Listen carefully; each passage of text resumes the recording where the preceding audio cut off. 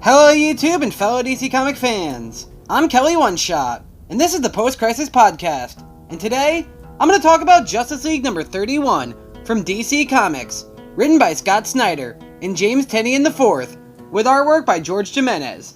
Okay, so we actually start this issue off where we see Lex Luthor with Perpetua as they're traveling in a ship towards the future, to the end of time exactly, and the ship is called the Godhead. They're trying to beat the Justice League to reach the Anti-Monitor, to win over the Anti-Monitor onto the side of Doom, as it seems like he would naturally go that way anyway, being the Anti-Monitor and one of the children of Perpetua, who more leads towards darkness and doom to begin with. So at the same time, we then actually jump to the past, where we see Barry Allen and John Stewart talking with the Justice Society of America from the Golden Age of Comics in the 1940s, and this is a pretty cool moment where we also see Kendra Saunders supplying some dialogue about what's happening in the series so far, and mentioning how one team went to the future, one team went to the past, and that they're traveling through hyper time in search of different pieces of a cosmic weapon that they can use to imprison Perpetua before the Legion of Doom has a chance to rise into full power and take over all of reality, as Perpetua will be able to reshape the multiverse in her image. The Justice Society actually demands that Flash and Green Lantern reveal who they are, because they're in their base of operations, and they say that they're, the Flash, they're Green Lantern, they're from the Justice Society, or they're from the Justice League from the future. And then we actually skip ahead to the future, where we see Batman, Wonder Woman, and Superman, and they're talking to Kamandi the Last Boy, and he's letting them know that Brainiac soldiers took over the future, and it appears that they're just searching through the rubble of humanity looking for an artifact themselves. And that is the same artifact of the Totalitarian that our Justice League is there in the future for. But then we actually see Brainiac looking at this happening within a jar. But then we go to the present day, to the Hall of Justice, where we see Starman, Mara, Hawkgirl, Jarro, and Cheyenne, the son of the potential future son from the 6th dimension of Hawkgirl and John Jones. And they're with the World Forger and the Anti-Monitor, as they are trying to create a ship that will travel to the end of time, so that way they can talk to the Anti-Monitor, their brother, and try to win him over to fight and to once again seal Perpetua. And Hawkgirl kind of mentions the plan here. She actually says, listen to yourselves. Starman, for this plan to work, our friends will have to return from the past and from the future with the Totalitarian pieces. Give those pieces to the Brothers 3, and those people have to successfully fuse those items together into a weapon that will imprison Perpetua, who is a cosmic goddess. She just wants to kill Lex Luthor. So eventually, the World Forger swings his hammer, which can actually recreate new realities into existence, and sure enough, he creates the ship needed to travel into the future. Starman says, Kendra, you need to focus your mind on what, Lex Luthor is one fish to fry, but we have a greater issue here. And Mara actually agrees that she knows what it's like to have lost somebody. It's that Kendra is just kind of led by the desire of revenge and not thinking about saving the rest of the universe, really. Then we actually go back to the past, where Alan Scott and Jay Garrick talk to John Stewart and Barry Allen, and they actually ask Dr. Fate to make sure that he can sense whether or not these people are who they say they are. And Dr. Fate says, as unlikely as it seems, I think they are who they say they are. And Barry Allen says, yeah, I'm the Flash, and he's Green Lantern. Then Jay Garrick actually turns and looks at Alan Scott, and he smiles and he says, son, I think you're confused. I'm the Flash, and he's Green Lantern. And then John Stewart actually tells them that he is a member of an intergalactic peacekeeping force that is called the Green Lantern Corps, and they're from Oa. We're about 80 years into the future, and Barry actually tells them that their teammate Starman sent them back in time to recover this piece of the shard, and that they're here looking for it ultimately. It's actually here that Starman from the past says Starman, and because that's who he also is, though they are two different Starmen, but they hail from the same lineage of superheroes. And then Carter Hall is kind of more impressed that they're from 80 years in the future, and he says a lot of things don't make sense here. Hourman agrees. Sandman wonders how they haven't heard of the Justice Society of America, and it seems that somehow our existence has already been erased, and that time and history has already been meddled with here to some degree. But then they do the roll call, they say who they all are, and we get this cool little shot of the whole team of the Justice Society of America. It's here that Barry Allen actually says, wow, you got a Hawkman, you got an Atom Man, you actually have Dr. Fate, which we know is Kent Nelson, and it appears that your Hawkman is the same Carter Hall that ours is. And then he actually mentions Shiera Hall, which actually sends Hawkman into a rage to attack Barry Allen. And he says, "What do you know of her?" And Barry just says, "Yo, that's one of our teammates." And we seem that they're realizing that some of their powers are different. And the Flash also looks at Jay Garrick, and he says that whenever he looks at Jay Garrick, he has this kind of deja vu effect where he feels like he has some kind of whole history together, and it's at the tip of his mind, but he can't exactly remember. It's like an echo.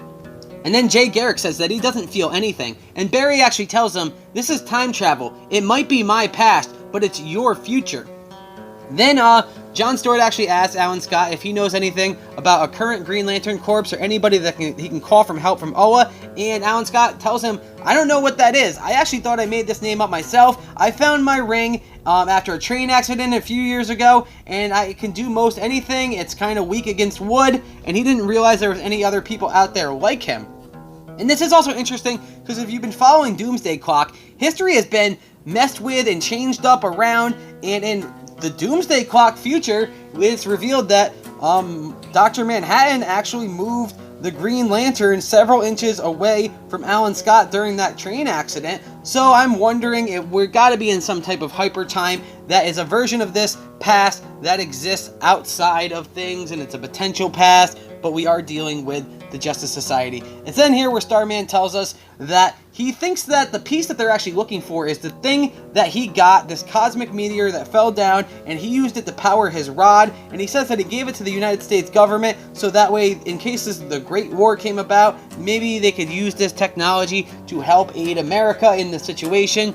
So now we actually see a Justice League and Justice Society team up where they go. Then we actually go into the distant future where it's more Kamandi, Batman, Superman, Wonder Woman, and they go to the Hall of Justice here, but it's here where even the Tigers won't travel because it's the Scorn Temple. And this is where all of humanity didn't band together to save us from the great disaster, and that's kind of funny here because it shows you that the Justice League ultimately fails into this potential future. And it's actually here where we see Brainiac's people start attacking Batman, Super Wonder Woman, and Kamandi, and they make light work of them. And then Batman's able to actually pick up into Brainiac's feed, and he realizes that they are actually in one potential future. That Brainiac in this future is going around, and instead of jarring up different planets, he's jarring up different potential futures of hyper time. So he essentially is controlling multiple futures, and that the item that they're looking for isn't inside of this jar, it's inside of one of the other jars. So they need to figure out a way to travel between them.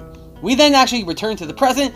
It's then here that Hawkgirl's son actually tells her that he knows John Jones too. That's his father. He has a connection with him, and he also has a connection with her, and he knows how she's feeling, that she is desired and determined to kill Lex Luthor. But just know that John Jones wouldn't want this, that to kill Lex Luthor, you wouldn't win because it wouldn't let you infect your heart with doom, and that they need to save the world. So they actually agree to push forward, and they travel towards the end of the galaxy. But then it's here that as Cheyenne is trying to pick up on the cells of John Jones to lock into Lex Luthor's location, he actually realizes that Lex is traveling with Perpetua to the end of time, so he knows to talk to the Anti-Monitor, so he knows that it is a race and that they need to get there as fast as they can. It's then here that Starman decides to reach out through the past and the future to try to tell those people from the Justice League that they need to get back here as quickly as he can. So as they go up and they start traveling through hyper time to go to the future, he yells out to the past and the present, apparently, through the portals that they've created to try to scream to them echoey. We then go back to the past, where the Justice Society and the Justice League are actually going to find the Stark fragment on this island, and it is here that Barry and John Stewart hear the screams of Starman, and they know that they need to get back, but they also realize where they are, what naval base this has been stored on, and that is Pearl Harbor, December 7th, 1941, and they can tell that things have been manipulated within time, as the events of Pearl Harbor are obviously about to happen. We then travel to the future, where Batman, Superman, and Wonder Woman are inside of a ship made of white dwarf technology that Batman apparently overheard the Atom talking about, and they have seemingly either built or reused that technology to create a ship that can shrink and then go big, just like the Atom, and that they once used it to get Batman travel inside of Superman, but they don't talk about that anymore. So then they are able to hop from one jarred future to the next, and sure enough it works, but they actually go to a future that they probably shouldn't have, and that is a future ruled by the Justice League A. And that is a future where all of the Justice League has been under the control of Brainiac. And then apparently, in the wackiest moment in this entire comic, we see that in the past, where the Justice Society and Barry Allen and John Stewart are, it's Pearl Harbor. But Sinestro, Cheetah, and Grodd are flying in Japanese planes about to bomb kamikaze style Pearl Harbor. Really? Okay, whatever, Scott Snyder, whatever. I don't, that's a little wacky for me, but Anyway, we actually finally go to the end of the universe, the former location of the Source Wall, where we see the Anti-Monitor say, "Do you now see why I sent you into time to fight for me? Do you see the scale of this war?" And then a being says, "I do, and it frightens me." The Anti-Monitor with a gun in his hand then says, "As it should. Your old friends race here, but they will not like what they find. So I must ask you, my ally, will you fight alongside me to the very end?"